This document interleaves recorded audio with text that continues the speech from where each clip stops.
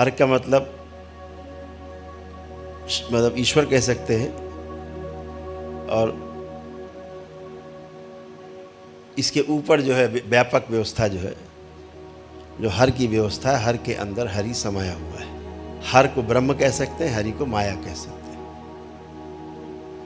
कुछ आपका कौतूहल, जानने की इच्छा, कुछ जिज्ञासा, कुछ हमारे बच्चों की भी जिज्ञासा है। तो दृष्टा के 4 भाग हैं। साक्षी होना 4 भाग,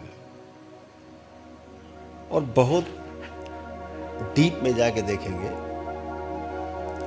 तो जो साक्षी है एक्चुअल में वही मंजिल है। ध्यान तो रास्ता है, ध्यान एक मार्ग है साक्षी को पूर्णता में समझने के लिए। तो 4 भाग हैं दृष्टा के, शिवत्व के। सबसे पहले दृष्टा भाव जो है हमारा स्थूल पर केंद्रित होना चाहिए। जैसे हम यहाँ बैठे, अब हम सबको अलग अलग देख पा रहे हैं। पहले शरीर के रूप में देखें, ये सारे शरीर बैठे। फिर एक भाव ये आए कि ये शरीर नहीं, इनके अंदर जीवन भी है। तो सबकी आंखों में झांक के, चेहरे में झांक के उसके अंदर बैठे जीवन को देखने की कोशिश करें, जीवन से तालमेल मिलाने की कोशिश। कोई भाव नहीं, कोई भाव नहीं, बिना भाव के जीवन को ढूंढने की कोशिश करें। सब में अलग अलग जीवन है, ऐसा एक प्रैक्टिस है। इसी स्थूल भाग में जैसे मैं बैठा हूँ ऐसे 2 हाथ करके, तो पूरा ध्यान मेरा रहे कि मैं ऐसे बैठा हूँ। ऐसा बैठना 2 तरीके से हो सकता है, बेहोशी में और होश में भी। जैसे आप बैठे हैं, अभी आप किस मुद्रा में बैठे हैं आपको ध्यान नहीं है, लेकिन आप बैठे हैं तो ध्यान रहे मैं कैसे बैठा हूँ। मेरे शरीर का कोई भी अंग हिले, मेरी आँख भी हिले तो दृष्टा भाव मेरा सक्रिय रहे। भटकने की आवश्यकता नहीं। हम खा रहे हैं, दृष्टा भाव। हम चल रहे हैं, अपने को देख पा रहे हैं कि मैं चल रहा हूँ, अगल बगल ये है, ये भी है, मैं भी हूँ। ऐसे दृष्टा भाव, कुछ चूके नहीं। चलना, खाना पीना, सोने हेतु लेटना, जो भी क्रिया हो रही है ये हम कर रहे हैं, स्थूल रूप से उसको देखना, ये फर्स्ट फेस है। दृष्टा भाव का दूसरा जो भाग है वो है विचारों को अपने देखना,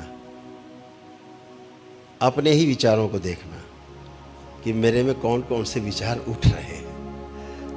मैंने किसी को देखा और कोई विचार उठा, उसको देखना है, विचार को देखना है। तो विचारों को देखना, इससे आपका जो दृष्टा भाव है अगली स्टेज में जाएगा और मजबूत होगा। स्थूल चीज़ों में दृष्टा बने रहना आपके दृष्टा भाव को मजबूत करता। इससे ज़्यादा मजबूती विचारों के प्रति जब हम जागरूक होते हैं तो आपका दृष्टा भाव और मजबूत होता है। ये उसका दूसरा भाग है। और ये मैं आपको इसलिए बता रहा हूँ कि आप अपनी जांच स्वयं कर सकेंगे कि आप किस स्टेज पर हैं, कहाँ तक आपकी पकड़ दृष्टा भाव पर है। आपको पूछना नहीं पड़ेगा किसी से, आपको स्वयं जांच लेंगे मैं किस दृष्टा भाव के किस स्टेज पर हूँ। तो इसलिए दूसरा भाग है अपने ही विचारों को देखना और उसके प्रति सजग होना, जागरूक होना। हमारी सजगता, हमारी जागरूकता, हमारा साक्षी रहना, यही दृष्टा भाव है, यही शिवत्व है। और जितना हर 2 विचार के बीच में जितना अंतराल आता जाएगा, किसी भी चीज़ को दूर हटके देख सकते हैं ठीक से, तो एक निश्चित और अच्छी दूरी कायम करनी पड़ेगी।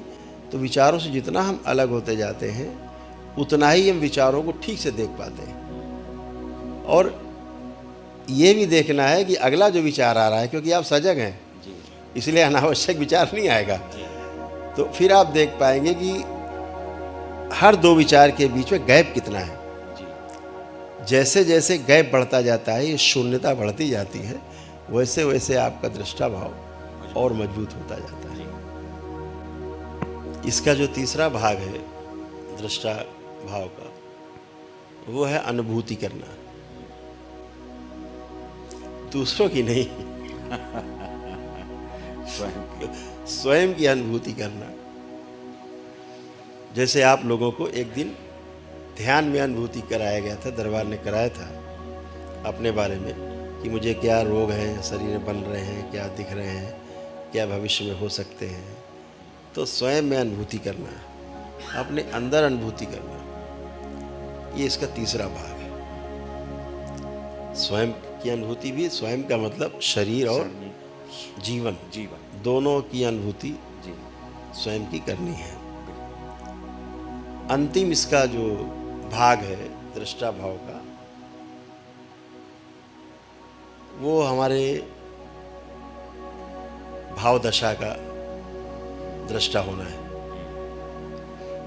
कि इतना करके हमारी भाव दशा क्या है।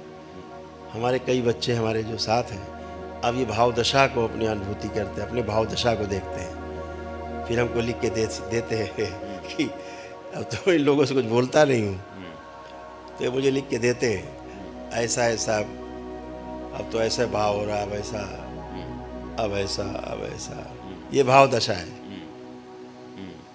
क्योंकि ये सब बहुत प्रैक्टिस कर चुके हैं, तो ये चारों आयाम में दृष्टा है।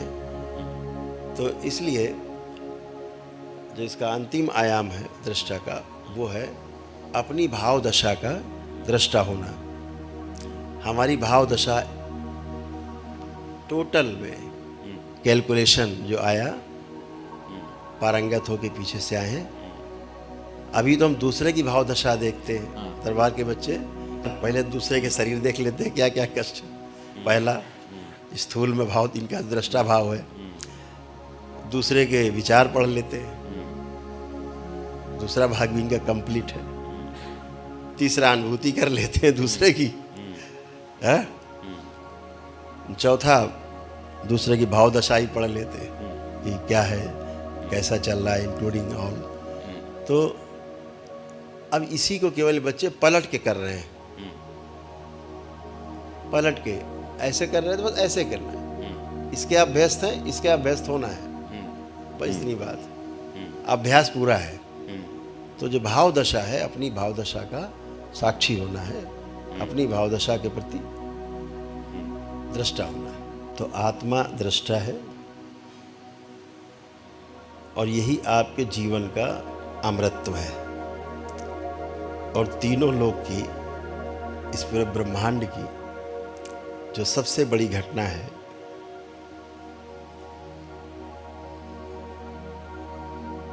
वो इसी अमृत की प्राप्ति है और दृष्टा की उपलब्धि है। दृष्टा को पाना इस संसार की सबसे बड़ी घटना है, पूर्णता की निशानी है।